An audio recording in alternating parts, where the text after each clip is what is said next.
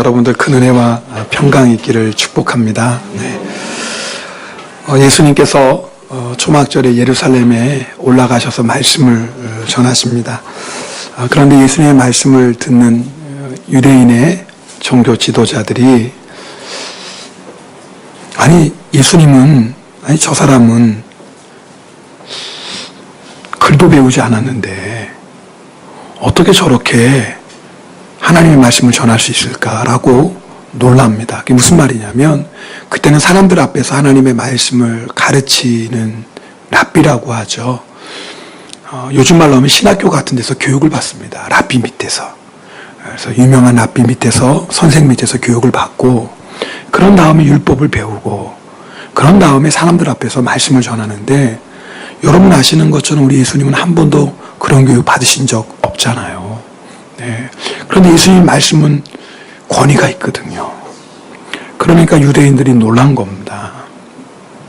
근데 중요한 건 예수님이 전하는 그 하나님의 말씀을 듣고 그 말씀을 받아들이고 또 그 말씀 앞에 회개하고 또 그 말씀에 순종해야 되는데 이 사람들이 예수님의 외모를 판단하고 저 사람은 학문이 없는 사람인데 거기다가 갈릴리 나사렛 출신인데 그 외모를 가지고 예수님의 말씀을 받아들이지 않는 겁니다. 그때 예수님께서 아주 중요한 말씀을 하십니다. 오늘 17절 말씀인데요. 함께 읽겠습니다. 사람이 하나님의 뜻을 행하려 하면 이 교훈이 하나님께로부터 왔는지 내가 스스로 말함인지 알리라. 이 무슨 말씀이에요? 지금 예수님이 전하는 말씀을 듣고 유대의 지도자들이 저건 하나님의 말씀일 리가 없어. 아니 배운 적도 없는 사람인데 그것도 갈릴리 나사렛 출신인데 이렇게 외모로 판단했다 그 말이에요. 그때 예수님께서 뭐라고 말씀하시냐면 너희 안에 정말 하나님의 말씀에 순종하고자 하는 마음만 있다면 지금 내가 전하는 이 말씀이 하나님의 말씀인지 아니면 내가 스스로 하는 말인지 너희가 알 수 있다라는 얘기입니다. 오늘은 하나님의 뜻 어떻게 알 수 있습니까? 라는 제목으로 은혜를 나누려고 합니다. 우리는 누구나 다 하나님의 뜻을 알기를 원합니다. 하나님의 뜻을 알기 위해서 성경을 읽고 또 공부하고 묵상하죠.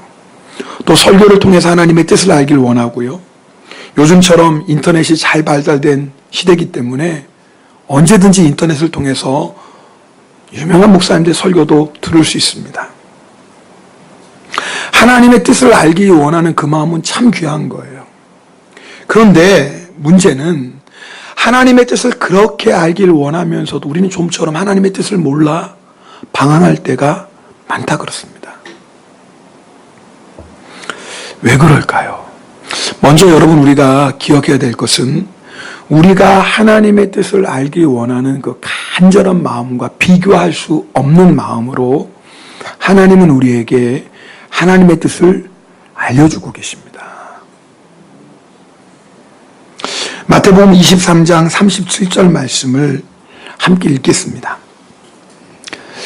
자, 마태복음 23장 37절 말씀입니다. 네. 제가 읽을게요. 네, 같이 읽습니다. 예루살렘아, 예루살렘아, 선지자들을 죽이고 내게 파송된 자들을 돌로 치는 자여, 암탉이 그 새끼를 날개 아래에 모음같이 내가 내 자녀를 모으려 한 일이 몇 번이더냐. 그러나 너희가 원하지 아니하였도다. 이스라엘 백성은요, 자기 마음대로 살았어요. 자기가 하고 싶은 대로 살았어요. 그런데 그런 이스라엘 백성을 사랑하신 하나님께서 하나님의 뜻을 이스라엘 백성에게 알려주고자 선지자들을 계속 보내십니다. 이스라엘 백성은 어떻게 해요? 그 선지자들을 돌로 쳐서 죽입니다. 그런데도 하나님은 마치 암탉이 새끼를 품으려고 하는 것처럼 이스라엘 백성을 품기 위해서 계속해서 선지자들을 보내서 내가 너를 사랑한다. 그러나 너희가 회개해야 된다. 회개하고 돌이키면 내가 너에게 은혜를 주고 축복을 주겠다. 계속해서 선지자를 보내서 말씀하십니다. 나중엔 누구까지 보내주세요? 독생자 예수 그리스도까지 보내주십니다. 그만큼 하나님은요, 자기 백성에게 하나님의 뜻을 알려주시고 깨닫게 하시고 바른 길로, 의의 길로 인도하기를 원하시는 분이십니다. 그런 하나님이 왜 우리에게 하나님의 뜻을 알려주시지 않겠냐 그 말입니다. 그럼에도 불구하고 우리가 하나님의 뜻을 모른다면 그것은 하나님께서 하나님의 뜻을 알려주시지 않기 때문이 아니라 우리에게 뭔가 문제가 있는 거예요. 그만큼 하나님의 뜻을 알려주시길 원하신 하나님의 뜻을 나는 모르겠습니다라고 한다면 뭔가 지금 우리 안에 문제가 있는 거예요. 그것이 무엇인지 오늘 17절 말씀은 우리에게 분명히 말씀해 줍니다. 하나님의 뜻을 행하려고 하는 마음이 우리 안에 없다라는 겁니다. 여러분, 우리가 하나님의 뜻을 행하려고 하는 마음만 있다면, 하나님의 뜻에 순종하려고 하는 마음만 있다면 하나님은 반드시 하나님의 뜻을 우리에게 알려주십니다. 이 말씀이 선뜻 이해가 되지 않을 수도 있어요. 아니, 하나님의 뜻대로 행하기 위해서 하나님의 뜻을 알기를 원하는데 우리 안에 하나님의 뜻대로 순종하고자 하는 마음이 없다는 게 무슨 말인가요? 성경에 나오는 예를 하나 들어드리겠습니다. 지금부터 세 사람 이름이 나오는데 뭐 잃어버리셔도 돼, 잊어버리셔도 돼. 근데 설교 듣는 이 시간엔 좀 기억하시면 좋겠어요. 네. 유다가 예루살렘이 하나님 앞에 범죄함으로 바벨론에 의해서 멸망합니다. 그런데 유다인들이 다 죽은 건 아니죠. 그 땅에 가난한 사람들이 남아 있었고 또 바벨론을 피해서 도망간 사람들이 있었습니다. 바벨론 왕이 그다랴라는 사람을 총독으로 임명합니다. 남아있는 그 땅을 다스려야 될 거 아닙니까? 유대 사람이에요. 그다랴를 총독으로 임명했다는 소식을 듣고 바벨론 군사를 피해서 도망갔던 사람들이 다 모입니다. 그들에게 그다랴 총독이 말합니다.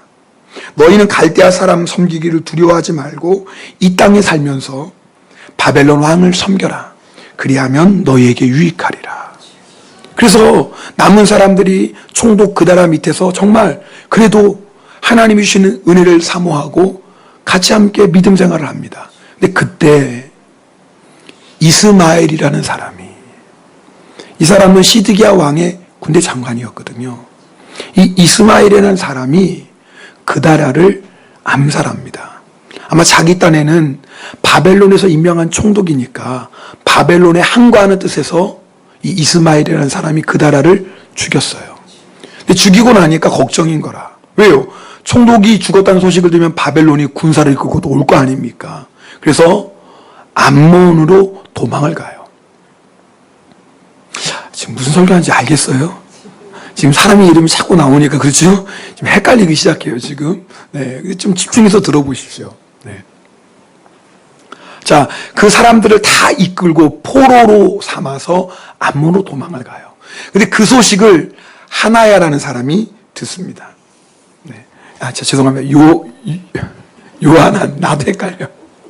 하여튼 예수님의 이름만 알면 되지 뭐. 그다라가 어떻고 이스마엘이 어떻고 요하난이 어때요? 우리 주님의 이름만 알면 되는데 그다음에 설교를 들으니까 기억하셔요. 이 요하난이라는 사람이 그 이야기를 듣고 자기와 함께 있는 군사들을 이끌고 이스마엘을 공격합니다. 네. 그러니까 이스마엘은 도망가고 잡혀있던 사람들이 구원을 받아요. 자, 그런데 이 요하난도 또 남은 백성 똑같이 걱정이 되는 거예요. 왜요? 바벨론에 세운 총독 그다랴가 죽임을 당했으니 그 전후 사정은 모르는 바벨론 사람이 쳐들어올 거 아닙니까? 그럴 수 있잖아요. 그래서 애굽으로 도망가려고 합니다. 지금까지 이 얘기를 좀 잘 듣고 계세요? 네? 갑자기 걱정이 되네. 지금 이 말씀을 지금 잘 듣고 계시는지 안 듣고 계시는지 말이에요. 옆에 분하고 물어보겠습니다. 이해하시겠어요? 네.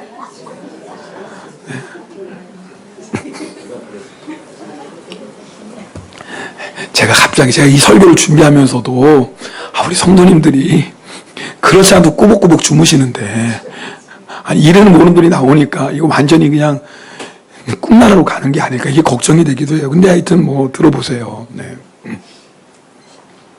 그래서 이 요한안이 아무래도 바벨론 사람들이 쳐들어올 것 같으니까 두려운 마음에 애굽으로 가려고 하는데 마침 그 남아있는 백성 가운데 누가 있었냐면 예레미야가 있었어요.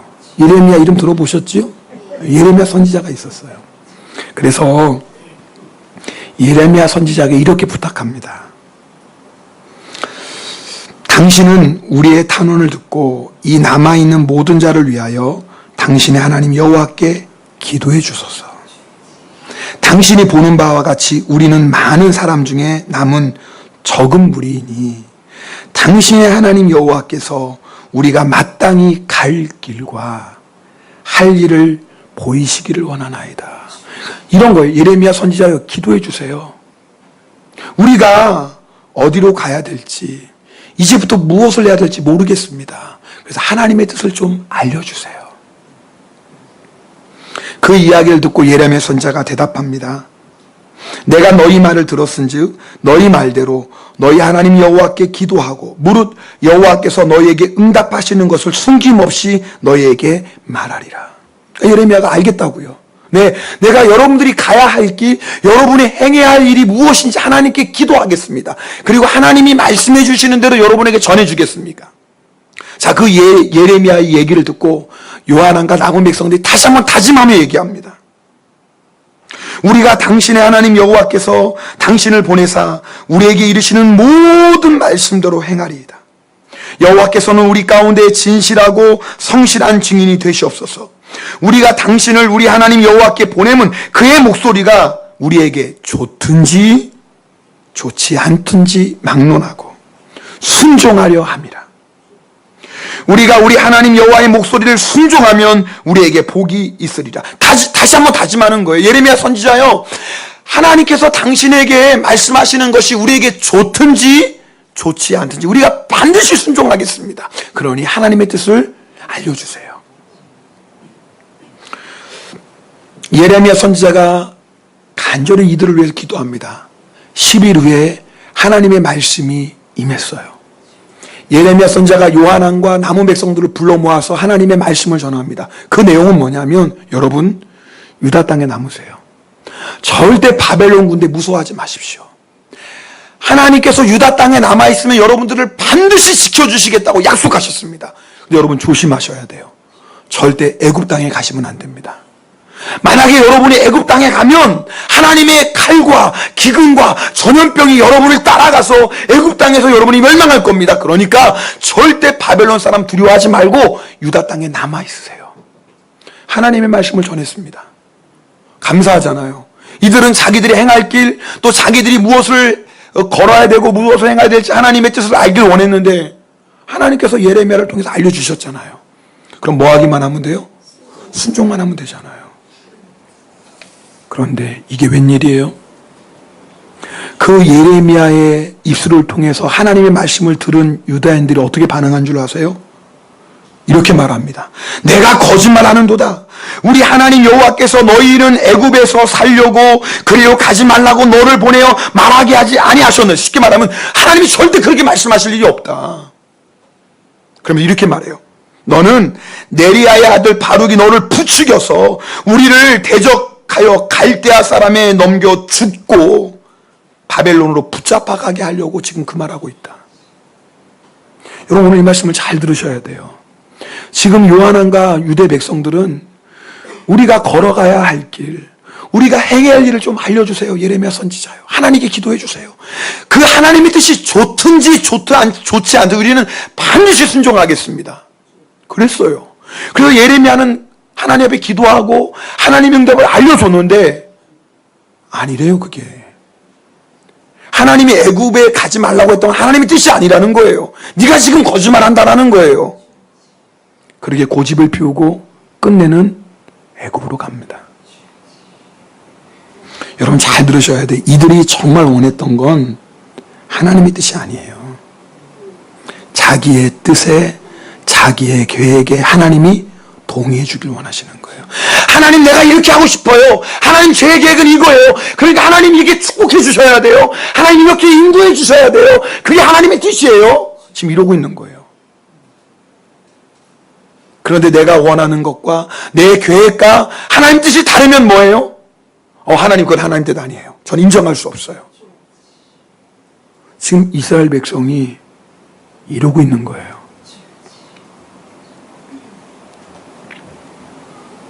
여러분에게 묻습니다. 여러분 정말 하나님의 뜻을 알기 원하십니까? 다시 물어볼게요. 여러분 정말 하나님의 뜻을 알기 원하십니까? 그런데 내가 하나님의 뜻을 알기 원하는데 하나님이 나에게 좀처럼 말씀해 주시지 않는다면 이유가 있어요.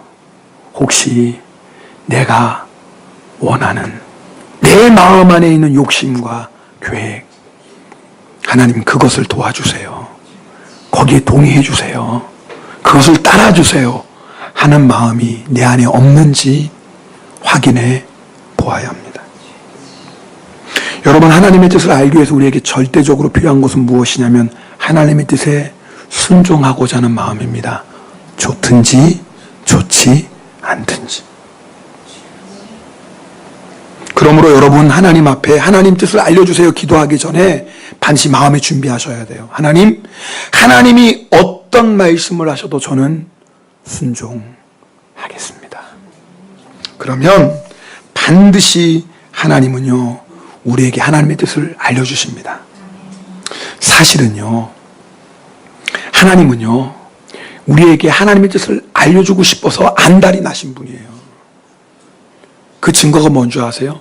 그래서 성령님을 보내주셨어요. 하나님이 우리에게 하나님의 뜻을 너무너무 알려주고 싶어서 하나님의 뜻대로 우리를 인도하고 싶어서 우리에게 성령님을 보내주셨어요. 요한복음 14장 26절 말씀 함께 읽겠습니다. 요한복음 14장 26절입니다. 보혜사 곧 아버지께서 내 이름으로 보내실 성령 그가 너희에게 모든 것을 가르치고 내가 너희에게 말한 모든 것을 생각나게 하리라. 보세요. 여러분 예수님이 가르치신 것, 예수님이 말씀하신 모든 것은 다 누구의 뜻이에요? 하나님의 뜻이에요. 오늘 우리가 읽은 말씀 16절처럼 예수님은요 예수님의 뜻대로 말씀하시지 않고 오직 하나님의 교훈만을 우리에게 말씀해 주신 분이에요. 그러니까 이 말씀이 뭐냐면 하나님이 우리에게 하나님의 뜻을 알려주고 싶어서 우리에게 누굴 주셨다? 성령님 주셨다 그 말이에요. 그래서 내 안에 계신 성령님이 하시는 일이 뭐냐면 매일마다 시간마다 순간마다 우리에게 하나님의 뜻을 계속 말씀해 주세요.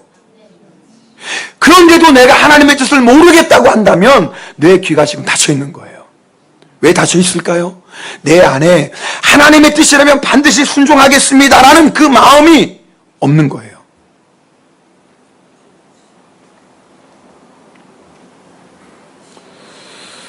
여러분 물어볼게요. 하나님의 뜻과 나의 뜻이 다를 때 둘 가운데 정말 나에게 무엇이 축복이겠습니까? 잘 생각하고 대답하세요. 진짜로. 오늘 이 중요한 말씀이에요. 나의 뜻과 하나님의 뜻이 다를 때 둘 중에 정말 나에게 복이 되는 게 뭐겠습니까? 정말 믿습니까? 그러면요 나의 뜻을 하나님 앞에 내려놓을 줄 알아야 돼요. 그래야지 하나님이 하나님의 말씀을 우리에게 알려주시고 그래야지 우리를 하나님의 뜻대로 인도하실 수 있습니다. 근데 내가 들으려고 하는 마음이 없으면 못해요. 여러분 자녀 기르시는 부모님 다 경험하실 거예요.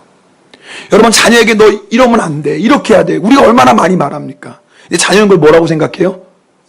잔소리라고 생각해요. 저희 집에도 그런 애들이 있어요.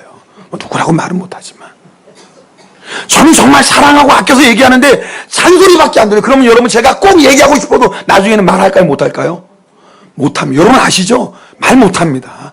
정말 내가 자녀를 사랑하고 정말 자녀의 인생에 대해서 정말 말하고 싶은데 자녀는 듣기 싫어해요. 잔소리를 생각해요. 그럼 제가 어떻게 얘기하겠습니까? 더 이상 말할 수가 없어요. 하나님도 똑같은 거 아십니까? 하나님은 끊임없이 우리에게 말씀해 주길 원하세요. 그래서 보혜사 성령님을 우리에게 보내주셨어요. 우리에게 하나님의 뜻을 알려주시려고. 그런데 우리 마음 안에 하나님의 뜻에 순종하겠습니다라는 그 마음의 결단이 없으면 하나님이 말씀해 주실 수도 없고 말씀해 주셔도 깨닫지 못해요. 심지어는 아니에요 이건 하나님 뜻 아니에요. 하나님의 뜻이 이걸 리가 없어요. 오히려 하나님의 뜻을 대적합니다.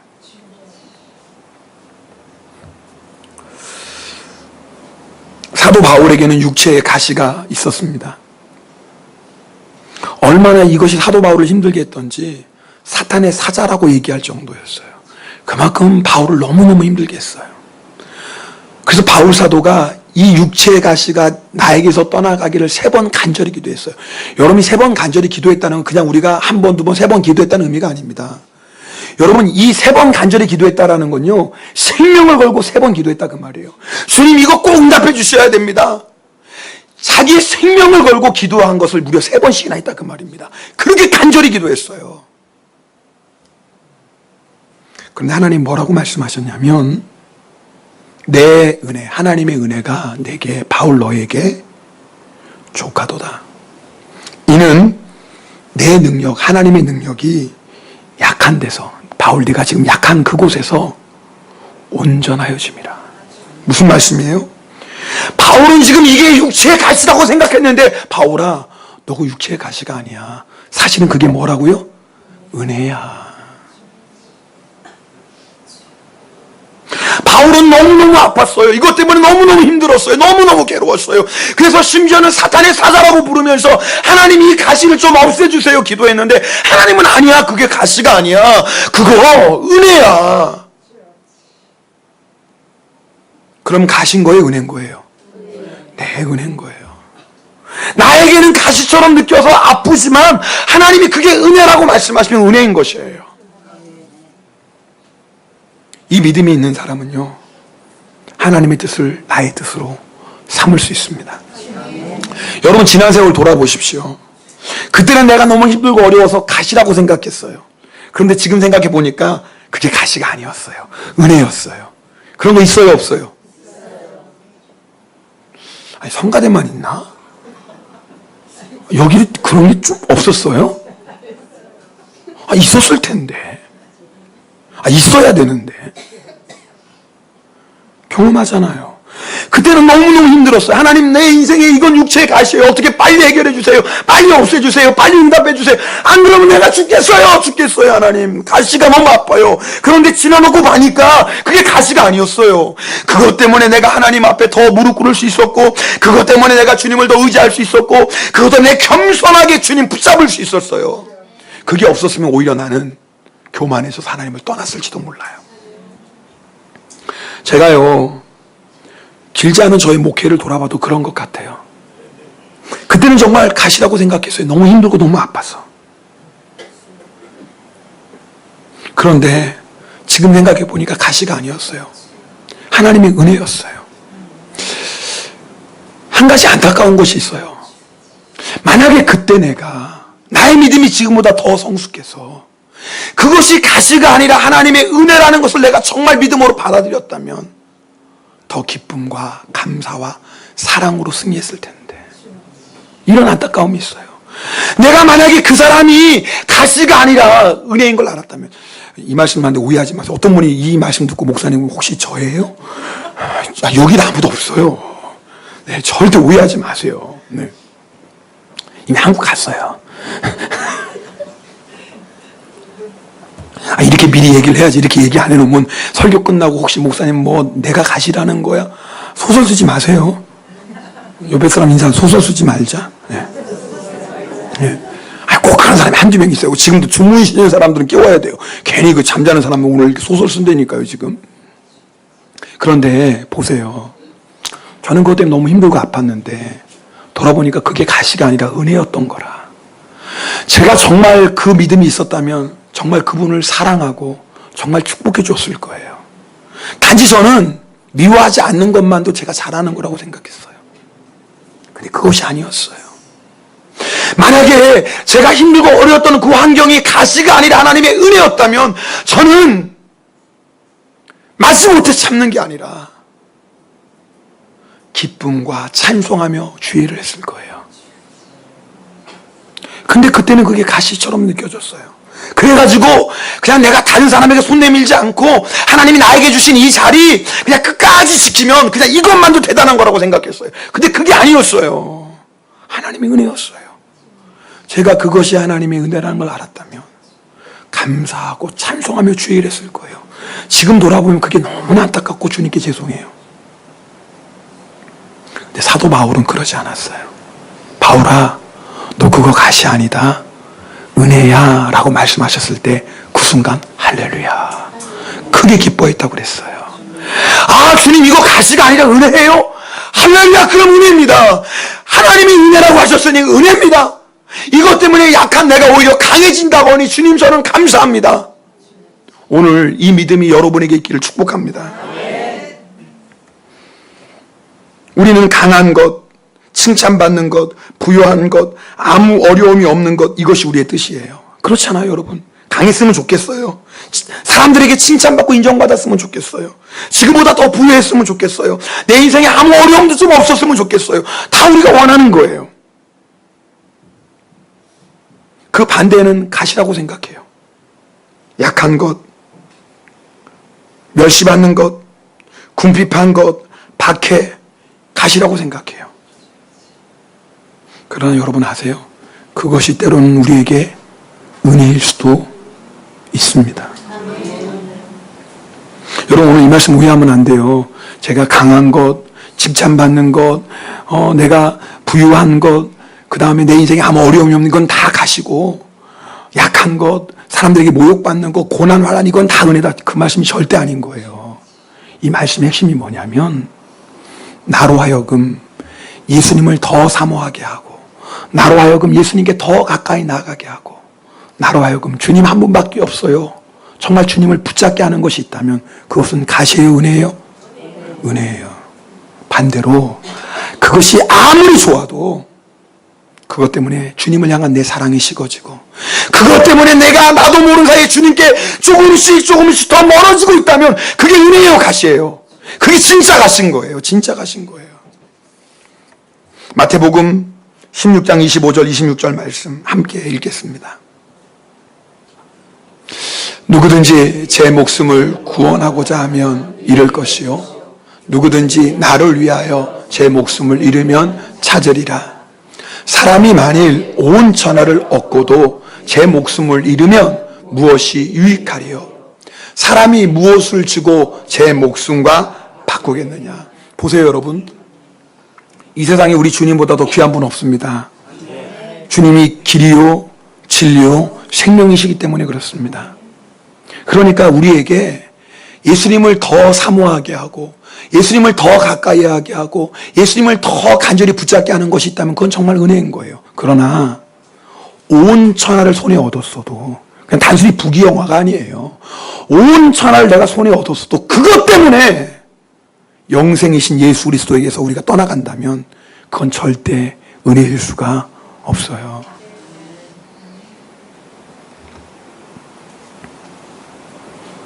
우리의 뜻보다 하나님의 뜻이 언제나 더 좋다는 믿음, 하나님의 뜻이 우리에게 있어서 최상이라는 이 믿음이 흔들릴 때마다 로마서 8장 32절 말씀 기억하세요. 우리 이 말씀 같이 읽겠습니다. 로마서 8장 32절입니다. 자기 아들을 아끼지 아니하시고 우리 모든 사람을 위하여 내주시니까 어찌 그 아들과 함께 모든 것을 우리에게 주시지. 이 말씀 믿습니까?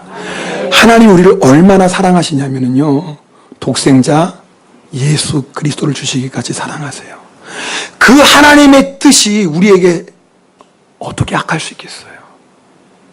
독생자 예수 그리스도를 주시기까지 사랑하신 하나님의 뜻이 나의 뜻과 다르다고 한다면 어느 뜻이 우리에게 복이겠냐 그 말입니다.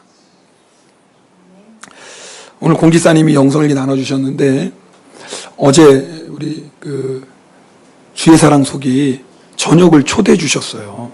그래서 교회에서 이제 식사한다고 같이 와서 식사하자고 불러주셔서 참 감사했습니다. 예, 뭐 특별히 그 김치찜을 했다는 얘기에 또 제가 다른 거라면 또 안 갈 텐데 김치찜이라고 그래가지고 제가 또 내려갔어요.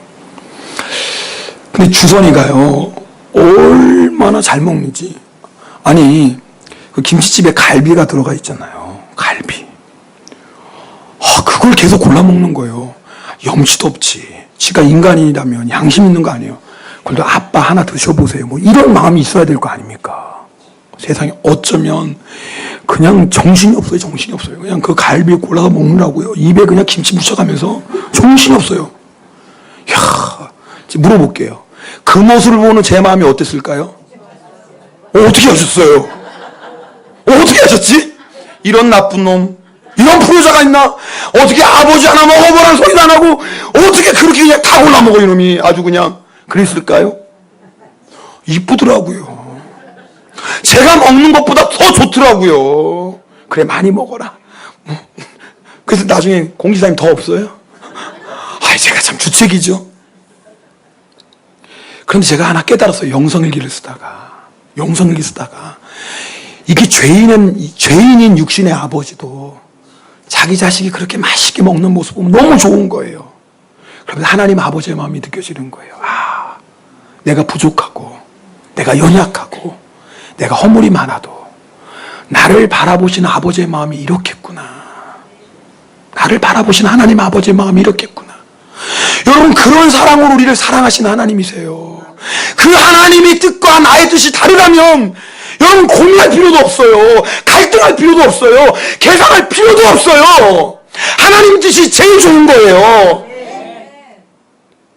마지못해 억지로 이라이라 하면서 나의 뜻을 내려놓는 게 아니라, 하나님 감사합니다. 우리 나의 뜻대로 하면 큰일 날 뻔했네요. 하나님의 뜻이 제일 좋은데 기쁨으로 나의 뜻을 내려놓을 수 있기를 축복합니다. 오늘 말씀 정리합니다. 잘 들어보세요.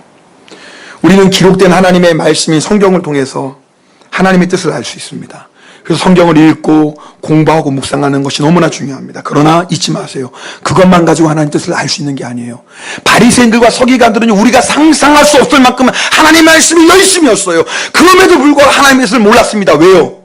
순종하고자 하는 마음이 없었어요. 우리가 하나님의 뜻을 알기 위해서 가장 중요한 것은 하나님 좋든지 안 좋든지 하나님의 말씀이라면 반드시 순종하겠습니다라는 순종의 결단입니다. 그러나 요한안과 유다 백성들은 하나님의 뜻을 알고도 순종하지 못했어요. 왜요? 그 마음속에 뭐가 있었어요? 애굽이 있었어요. 여러분, 우리 마음속에 있는 애굽을 내려놓지 않으면 하나님의 음성이 들리지 않고요, 하나님의 음성을 들어도 그것이 하나님의 음성이 아니라 거짓말이라고 오해합니다. 여러분에게 묻겠어요. 여러분, 애굽 내려놓으셨나요? 여러분 마음속에 있는, 목사님 애굽이 뭐예요? 이런 거예요. 주님, 제가 다른 건 다 순종할게요. 근데 이것만큼은 내가 순종 못해요. 그게 애굽이에요. 제가 성도들하고 상담하면 성도들에게 한두 가지 다 있더라고요. 목사님, 제가요 다른 건 다 순종하겠는데요, 그것만큼 순종 못하니까 그것만큼 저에게 말씀하지 마세요. 근데 그게 바로 여러분의 뭐예요? 애굽이에요. 여러분, 그 애굽을 내려놓지 못하면요, 하나님의 음성을 들을 수도 없고 하나님의 음성을 들려도 순종 못합니다. 우리는 사울왕이 불순종해서 하나님께 버림받았다고 알아요. 근데 오해하지 마세요. 사울왕이 100가지 중에 100가지 다 불순종한 줄 아세요? 천만에요. 요즘 표현으로 하자면 사울왕은요 98% 순종했던 사람이에요. 사울왕에게 단 2%의 순종이 부족했어요. 2%. 근데 왜 2%가 문제인 줄 아세요? 이 2%는 사울왕의 자아였어요. 이게 무슨 말이냐면, 내 계획과 하나님의 계획이 일치하면 순종하기 쉬워요, 어려워요? 이거 순종할 것도 없지 뭐. 아니, 내가 원하는 것과 하나님이 원하는 게 같이 하면 어려울 게 뭐 있어요? 그런 거 가지고 내가 순종하면서 나는 순종 잘해, 난 믿음 괜찮아. 착각하지 마세요. 그거는 믿음 없는 사람도 하는 거예요. 내가 좋아하는 게 하나님의 뜻이고 하나님의 뜻과 내 계획이 같으면 뭐 어렵습니까? 근데 문제는 뭐냐면 2%예요. 나는 원하는데 하나님의 뜻이 아니에요. 이럴 때 내 자아가 나타나요. 사울왕의 문제는 뭐였냐면 순종하지 못했던 2%, 그것이 바로 사울왕의 자아예요. 여러분 가운데 주님, 내가 다른 건 다 할게요. 여러분, 그러나 그걸 순종으로 생각하지 마세요. 그러나 주님, 이것만큼은 못해요. 그게 바로 나의 자아예요. 그게 순종해야지 진짜 순종이에요. 여러분 안에 그런 거 없나요? 죄송합니다. 있을걸요. 주님, 제가 다른 건 다 순종하는데요, 주님 좀 기다려, 이거는 제가 순종 못하겠어요. 주님, 제가 다른 말씀은 다 따르겠지만 이것만큼은 주님 좀 못해요. 차라리 저를 죽여주세요. 그것이 바로 우리로 하여금 하나님의 뜻을 깨닫지 못하게 하고 하나님의 뜻대로 살지 못하게 하는 걸림돌입니다. 여러분, 그 2%를 내려놓으면 하나님의 음성은 들릴 수밖에 없어요. 왜요? 이미 보혜사 성령님께서 우리 안에 계시기 때문에 그렇습니다. 어려운 게 아니에요.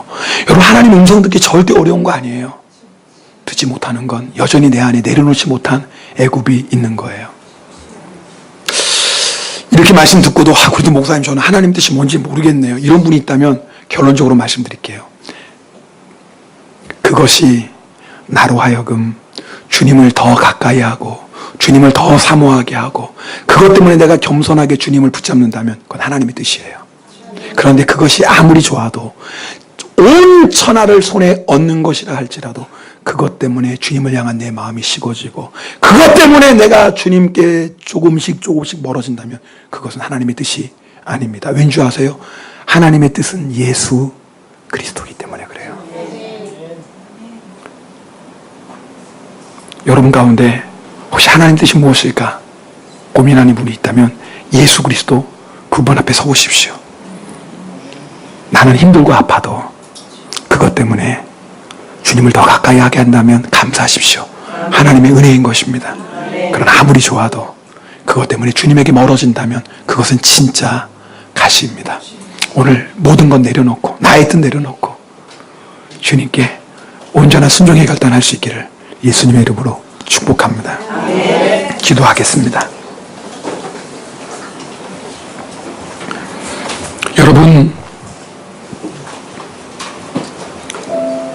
여러분 마음 안에 정말 하나님의 뜻이라면 그것이 나에게 좋든지 좋지 않든지 순종할 준비 되셨습니까?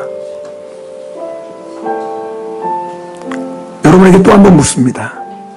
혹시 여러분 마음 안에 주님 다른 건 다 순종할게요. 다른 건 다 내려놓을게요. 다른 건요 다 주의 말씀대로 할게요. 근데 주님 저 이것만큼은 못해요. 여러분 아십니까? 그 2%가 바로 우리의 자아입니다. 그 2% 내려놓지 못하면 주님의 음성 들리지 않고요. 주님의 음성을 들어도요. 순종할 수 없습니다. 그러나 두려워하지 마세요. 나의 뜻을 내려놓는 게 때로는 죽음 같은 고통일지도 모르지만 아니요. 그게 우리를 살리는 거예요. 독생자 예수 그리스도를 주시기까지 우리를 사랑하신 하나님 아버지의 뜻입니다. 지금은 그게 좁은 길로 보이고요. 지금은 그게 험한 길로 보이고요. 지금은 그것이 가시처럼 느껴져도 아니요. 그게 우리를 살리는 축복의 길이요. 영광의 길인 줄 믿습니다. 주님, 나의 모든 거 내려놓고 순종을 결단하며 이제 주님만 따라가겠습니다. 주님 이것만큼은 할 수 없어요. 그것까지도 주님 앞에 내려놓고 나아가오니 주님 우리를 받아주시옵시고 우리를 주의 뜻대로 인도하여 주시옵소서. 우리 통성으로 기도하겠습니다. 오 할렐루야. 사랑의 하나님 아버지 감사드립니다.